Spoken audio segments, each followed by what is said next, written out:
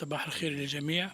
Le groupe est content et excité. المجموعة سعيدة Le groupe est content, le groupe est vraiment excité وتتطلع à quelques heures de cette finale, de cette قبل ساعات من هذه المباراة النهائية، on attendait وهي بطولة كنا ننتظرها على مدى شهور عديدة. Merci beaucoup. Donc, on démarre par là. شكرا. نبدأ إذن من هنا. La gente dame.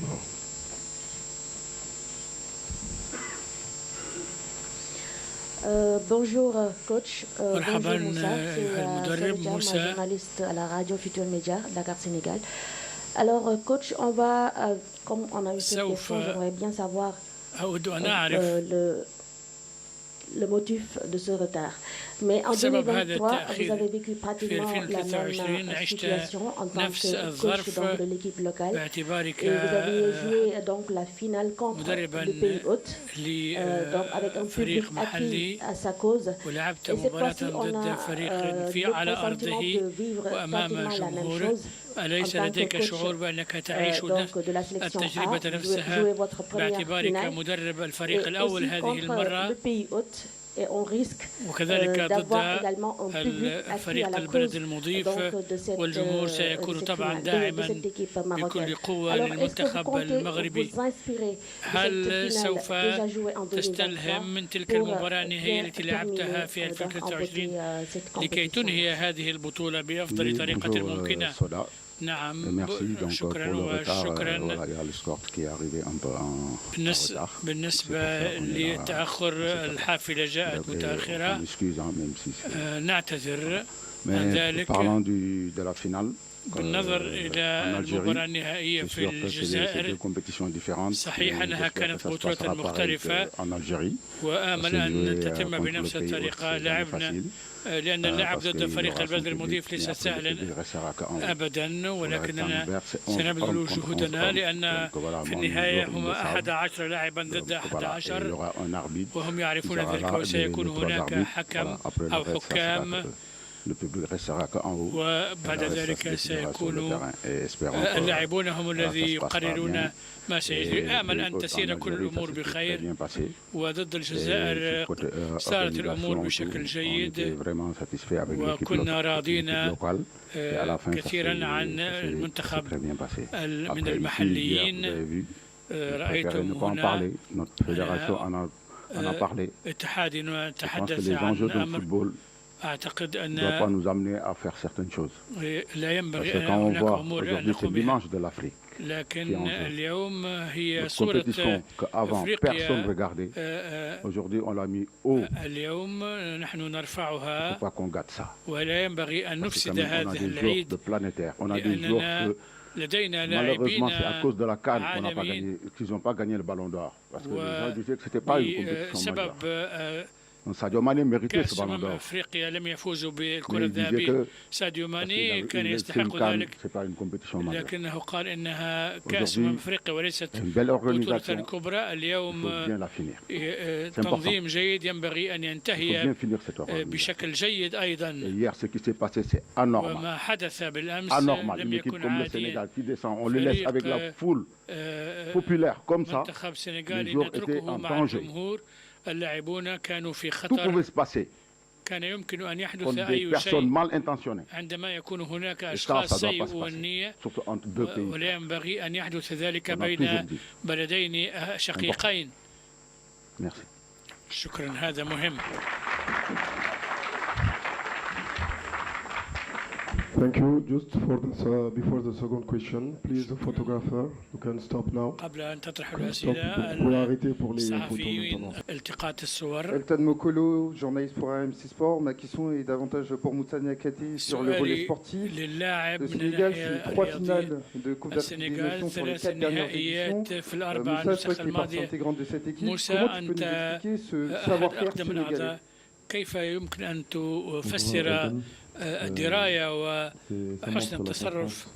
إنها الاستمرارية التي يتميز بها المنتخب السنغال في السنوات الأخيرة، ونحن سعداء بذلك إذ وصلنا إلى المباراة النهائية 3 مرات، خاصة عندما نرى منافسينا وهي منتخبات قوية جدا. هو عمل طويل النفس بدأ في 10 أو 15 سنة الأخيرة، ونحن اليوم نجني ثمار ذلك العمل،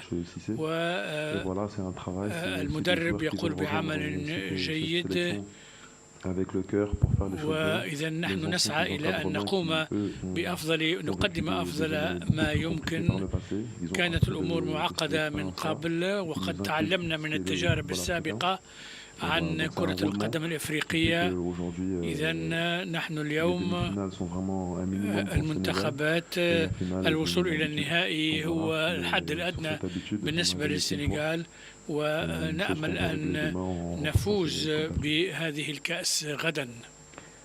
Bonjour Moussa, Xavier Montferrand de Radio France. مرحبا موسى. C'est une finale très particulière déjà parce que هذه مباراة نهائية ذات طابع خاص لأنكما المرشحان القويان وهم بلدان شقيقان، نتحدث عن ذلك كثيرا في المغرب. Mais il y a un enjeu. لكن هناك رهان. هل جئتم لتفسدوا عيد المغاربة؟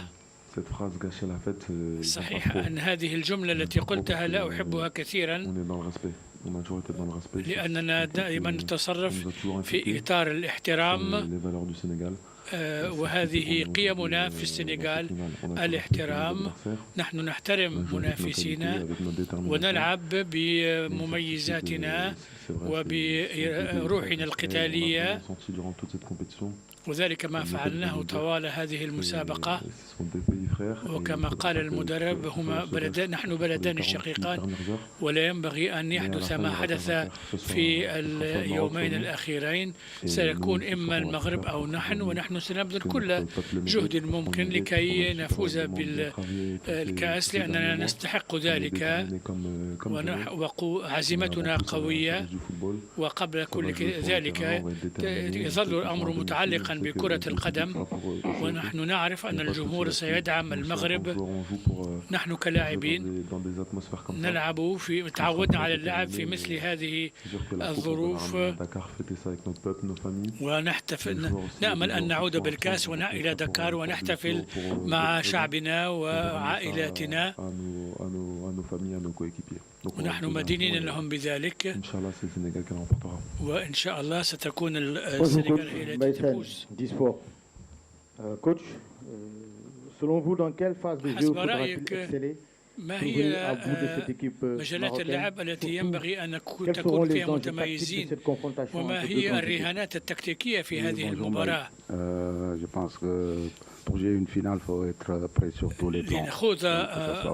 لنفوز بمباراة نهائية ينبغي أن نكون جاهزين في جميع المجالات فنيا وتكتيكيا. ستكون مباراة صعبة ضد فريق مغربي قوي، لأنهم مثلوا أفريقيا في كأس العالم 2022 ووصلوا إلى نصف النهائي، وهو إنجاز رائع.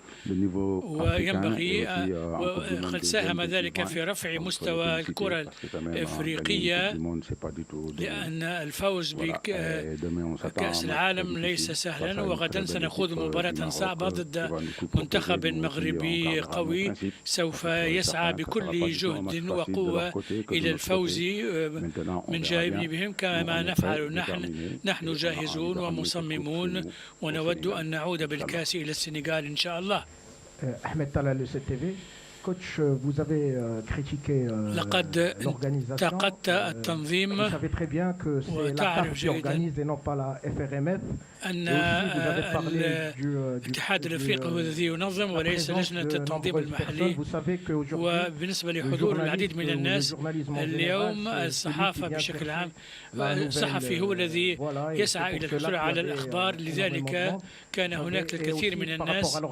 وبالنسبة للتنظيم، إذا كان هناك انتقادات، شخصيا أعتقد أنه ينبغي انتقاد الاتحاد الافريقي لكرة القدم وليس اللجنة المنظمة للبطولة. رجاء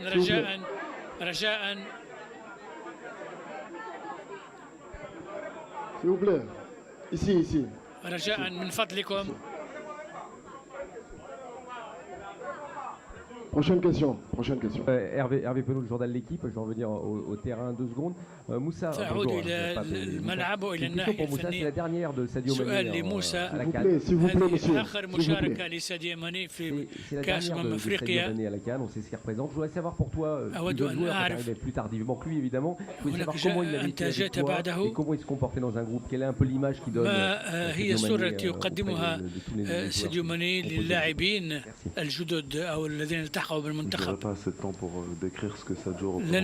لن يكون لدي الوقت الكافي لأصف ما فعله ساديو ماني لكرة القدم السنغالية.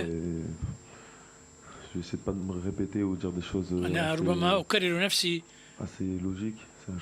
هو لاعب استثنائي كان يستحق الكرة الذهبية الأفريقية، وهو رجل إنسان رائع أيضا، وله شعور كبير بالمسؤولية، وخاصة بالنسبة لانضمامي إلى منتخب السنغال، وقد ساهم بشكل كبير جدا للحديث مع المدرب لوسيسي لكي ينضمني إلى المنتخب.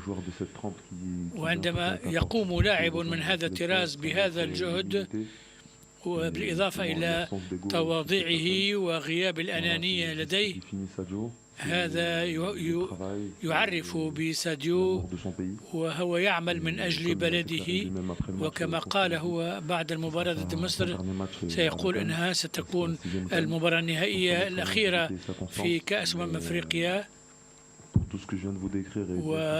وهناك أكثر حتى مما قلته لكم عن ساديو ماني، ونحن مدين له بأن نفوز بهذه الكأس في مشاركته السادسة في كأس أفريقيا. Coach Thierno Diallo de la RTS. Alors coach, je sais bien que vous n'allez pas parler de l'arbitrage. أنك لم تتحدث عن التحكيم. هل عملت مع لاعبيك في هذا الاتجاه؟ لأننا نعرف أن القرارات والأخطاء سوف يتم احتسابها أخطاء، وسوف يكون هناك استياء من الجمهور. كما قلت، أفضل أن لا أتحدث عن التحكيم، لأن الجميع يمكنهم أن يرتكبوا أخطاء، اللاعبون والحكام. ينبغي أن نقبل أخطاء التحكيم. نحن جاهزون لذلك ذهنيا مهما حدث. سنلعب مباراتنا وسوف نبذل كل جهد منكم، وسنعرف في الأخير أننا سنفوز بالكأس ونعود بها إلى دكار. مرحبا المدرب.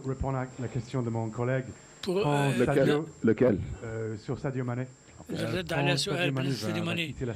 عندما يغادر ساديو ماني المنتخب، كيف ستعوضه؟ هل أنت مطمئن على مستقبل منتخب السنغال والكرة السنغالية بعد غياب ساديو ماني؟ اليوم عندما يكون اسمك ساديو ماني، فإن القرار لا ينتمي إليه، هناك لا يعود له، هناك شعب، وأعتقد أن الشعب يريده أن يستمر، والبلد وأنا كمدرب وطني لست موافقا على ذلك. نريده أن يكون معنا لأطول وقت ممكن. هو يمثل أفريقيا، هو مثل يحتذى، ومثل هذا الطراز من الناس نحتاجه. هو يقدم دائما دروسا في الحياة، تواضعه وتربيته، وكيف يعرق من أجل السنغال ويبذل كل جهد ممكن.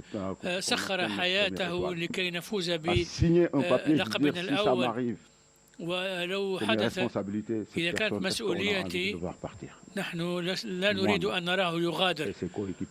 أنا واللاعبون نريد أن يستمر معنا. Coach, bonjour Moussa, c'est Sorna Fall de la Sen TV et Zik FM Dakar. بالنسبة لإدارة التعامل مع الانفعالات خلال البطولة، كيف تعملون على ذلك؟ صحيح أن التحكم في الانفعالات مهمة، أن لدي لاعبون يتميزون بالنضج وهم متعودون على اللعب في مثل هذه الظروف. لعبنا مباراة في كينشاسا، التأهل إلى كأس العالم، وتعاملنا مع عواطفنا كما ينبغي، والفريق حافظ على هدوئه، ونحن نعرف كيف نتعامل مع مثل هذه الظروف، ونأمل أن تسير الأمور غدا كما تعودنا وكما نريد.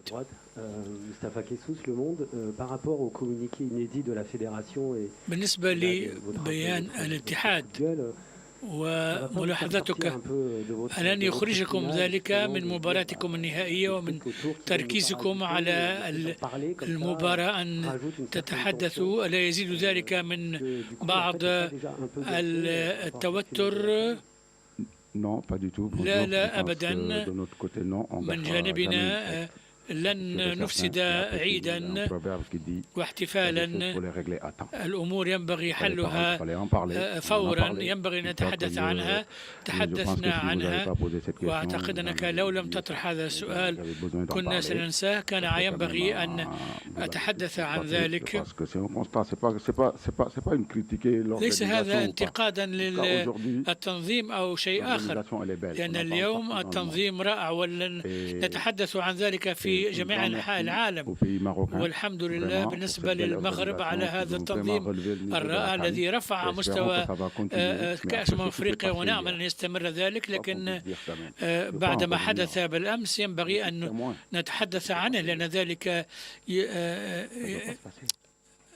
يقلل من ربما قيمة هذا التنظيم الرائع. هذه صورة إفريقيا، هي صورة إفريقيا.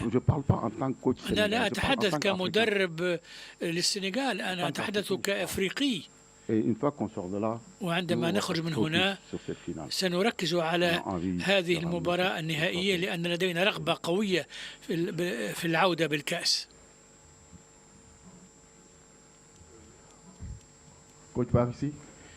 Moyabi Diabaté de la télévision nationale ivoirienne.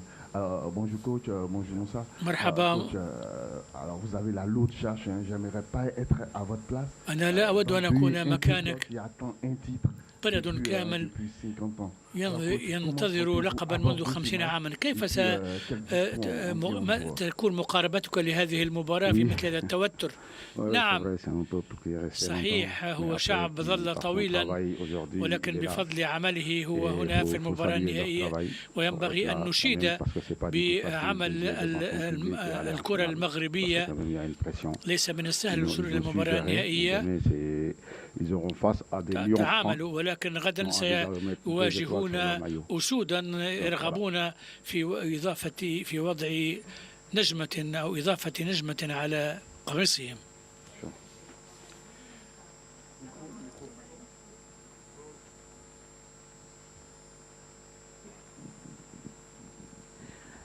Bonjour coach, bonjour Moussa. Je disais c'est Diabaté Sporel.